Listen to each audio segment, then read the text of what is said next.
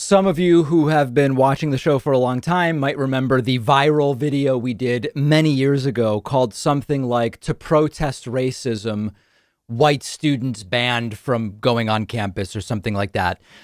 We have sort of another weird version of this, which is that I guess to protest racism or to try to repair from some prior racism, there's an event forcing only white attendees to pay. And I'm going to give you my best understanding of what's going on here. And then we're going to talk about it. But as I understand it, this is one of these examples of sort of like when the left just gets it completely wrong. This is an article from mynorthwest.com talking about a gay pride event in Seattle that will charge only white people admission as a sort of reparation fee. Let's read about it. Organizers for a Seattle gay pride event say they're charging white people a reparations fee to attend. They have the support of Seattle City Council President and mayoral candidate Lorena Gonzalez and the Seattle Human Rights Commission. Taking Black Pride organizers say all are welcome to attend. However, white allies and accomplices. This is already just problematic language. This is like the worst of the worst. Must pay the reparations fee. It will be charged on a sliding scale of $10 to $50, depending on one's ability to pay. Well, at least it's based on a sliding scale of economics and not like how white you are, where if like you're sort of white, it's $10, but if you're really white, it's $50. The event location is Jimi Hendrix Park, owned by the city of Seattle. This raises questions about the legality of a reparations fee. Critics question whether race-based admission fees are appropriate. Hint, they're not. Seattle Municipal Code clearly prohibits racial discrimination, but organizers have pushed back, calling criticism of their admission structure casual violence. This is, my friends, the epitome of what I have pointed out as the remember, guys, I'm not a right winger, okay? I'm a critic of this stuff from the left. This is the epitome of the problem with some of this post-structuralist, postmodernist, and I'm not going Jordan Peterson on you guys. This is what a specific issue of every narrative is valid and any critique can be called out as racist itself. And this is, I've talked about critical race theory before. I think there's lots of valuable aspects to an understanding of the view that critical race theory puts forward. But one of the things that's hugely problematic is if you disagree with any aspect of critical race theory, you are by default racist or a white supremacist or whatever, even if you're just, a Hispanic immigrant from South America like me. And this is exactly an example of that.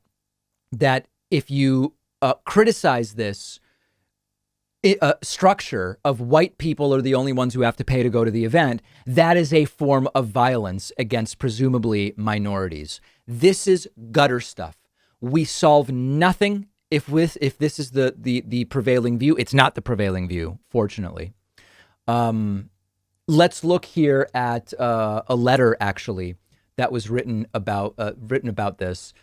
Dear City of Seattle, this is from Charlotte Lefebvre and Philip Lipson from Capitol Hill Pride. They say, it's come to our attention that an event called Take Black Pride at the Jimi Hendrix Public Park, June 26th, is charging whites only admission as reparations. We consider this reverse discrimination in its worst form, and we feel we are being attacked for not supporting due to disparaging and hostile emails. Please review this event's stated admission policy as we feel it violates Seattle, King County, state, and federal equality laws. Additionally, we would like you to investigate the event as a possible ethics and elections violation, as Take Black Pride is hosted by Nikki Etienne, a campaign manager for Nikita Oliver. Okay, that's another issue. And the way it's written is, all are free to attend. However, this is a black and brown, queer, trans-centered, prioritized, valued event. Safety of black and brown, trans, and queer folk is paramount. We will make sure their safety is prioritized at all times. Great. We want everybody to be safe. White allies and accomplices are welcome to attend, but will be charged a $10 to $50 reparation fee and given a wristband as proof of payment that will be used to keep this event free of cost for black and brown and trans queer community. but to ensure performers can be paid as well. We will never charge admission over the color of a person's skin. And we resent being attacked for standing in those values. So they're kind of playing coy and saying, we're not charging admission based on perceived race. We're charging a reparations fee based on perceived race. And by the way, we are giving a wristband. What's the point of the wristband? If you're there and you see someone you believe is white walking around, you might wonder, did they pay their reparations fee or did they sneak in? They will be flagged in a sense so that as you identify people that you believe to be white, you'll know if they paid their fee from the wristband. And you can think of some historical analogies to such a wristband on the basis of race. I won't even mention them. Okay. This is absolutely crazy. Okay. Forget about the logistics of who decides if you look white enough to be asked whether you're white. What about light-skinned Puerto Ricans? What about folks from Brazil who are of mixed race but look white? What if you're albino? I actually had an albino Puerto Rican friend, and the conversations that he would end up in. This is just the worst of the worst of the worst. And, I even take issue with the term reverse discrimination, much like I've taken issue with the term reverse racism.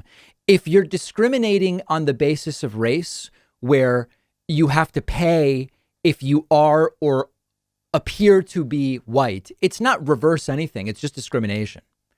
And this is the type of thing where, there are so many good faith activists of all kinds on the left with different perspectives. There are good faith social democratic activists. There are good faith socialists.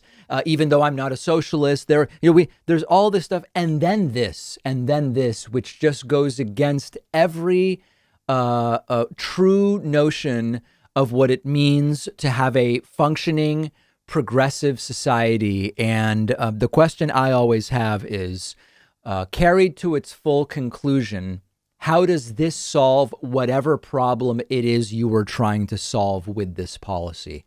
If you disagree with me, if there's anybody in my audience who thinks this is a good idea, let me know. I want to hear from you.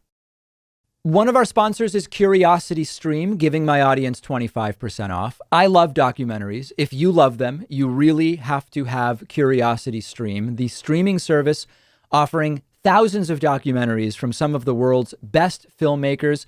It's like Netflix, but just for documentaries. I've been watching it nonstop.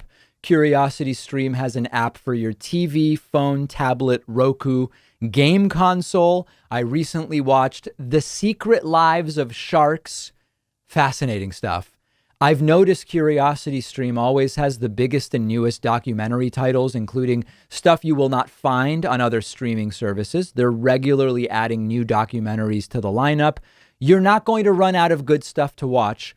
When you go to curiositystream.com/Pakman, you'll get unlimited access to the world's top documentaries.